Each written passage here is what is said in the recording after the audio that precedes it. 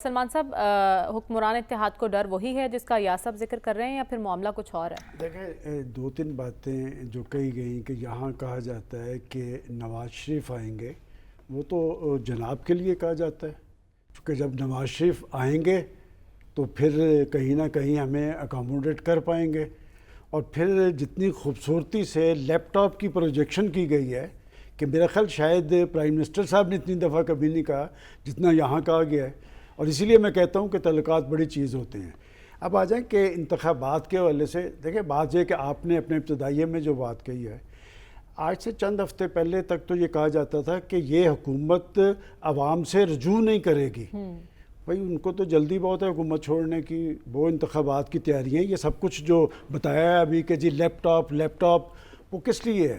देखिए उनके पास तो बताने के लिए कुछ है ना कि जी वो अगर लैपटॉप ही दे रहे हैं तो लैपटॉप किसी सरमायादार को या जागीरदार को या तजियाकार को तो नहीं दे रहे, वो तो पाकिस्तान की नौजवान नस्ल को दे रहे हैं। मैंने कल भी आपको कहा था कि अगर एक शख्स पाकिस्तान के अंदर वसाइल का रुख आम आदमी की तरफ लेके जा रहा है या गरीब आदमी को या यतीमों को दानिश स्कूल में अकोमोडेट कर रहा है, तो ये फिर प्रोजेक्शन वाली बात है जो हो रही है उनकी, कि जिनके पास से जो कुछ होता है वही कहते नज़र आते हैं।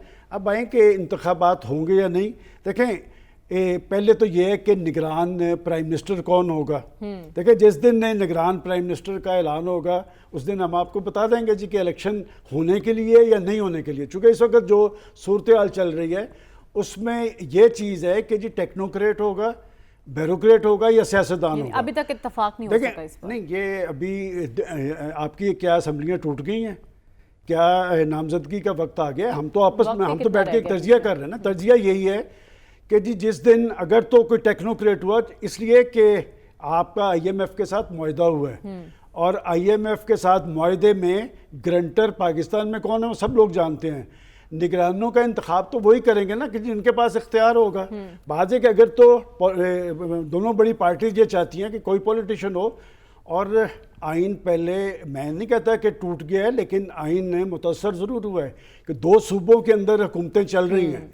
वो जो हुकूमतें 90 रोज़ के लिए आई थी वो चल रही हैं।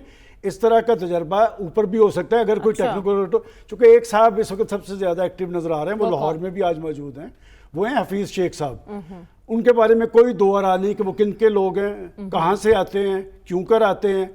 तो बात है कि उनका नाम भी चल रहा है पॉलिटिशियंस के। इन्होंने तो इसहाक डार साहब का नाम लिया। मुझे आज किसी ने इस्लामाबाद से बताया कि शाहिद खाकान भी हो सकते हैं। इसलिए कि मैं शाहिद खाकान के बारे में हमेशा से जानता हूँ कि इतना जितना एहतराम मैंने उनको नवाज शरीफ साहब का करते देखा कि नवाज शरीफ साहब के सामने अगर वो एक दफ़ा बोले हैं तो पंजाब की चीफ मिनिस्ट्री के इंतखाब के हवाले से बोले थे। देखिए कोई भी पीर पगाड़ा साहब के पास फजलुर रहमान साहब मैंने पहले कभी नहीं जाते देखे, पीर साहब के पास भी गए। जिस दिन आपका निगरान वज़ीर आज़म का इंतखाब हो गया कि वो टेक्नोक्रेट है, ब्यूरोक्रेट है या सियासतदान है, उस दिन पता लगेगा। अलबत्ता मैं ये ज़रूर कहूँगा कि जी बात यह कि पाकिस्तान आइन की खिलाफ वर्जी का मुतम्मल नहीं हो सकता। अगर वाक़ईतन आगे की तरफ बढ़ना है तो फिर आपको इंतखाबात कराने पड़ेंगे, और अगर इंतखाबात ना हुए फिर एक इंतशार खलफशार वही सिलसिला। तो आप कह रहे हैं निगरानों के तकर्रुर से ही पता चल जाएगा कि इलेक्शन होने हैं या फिर नहीं होने।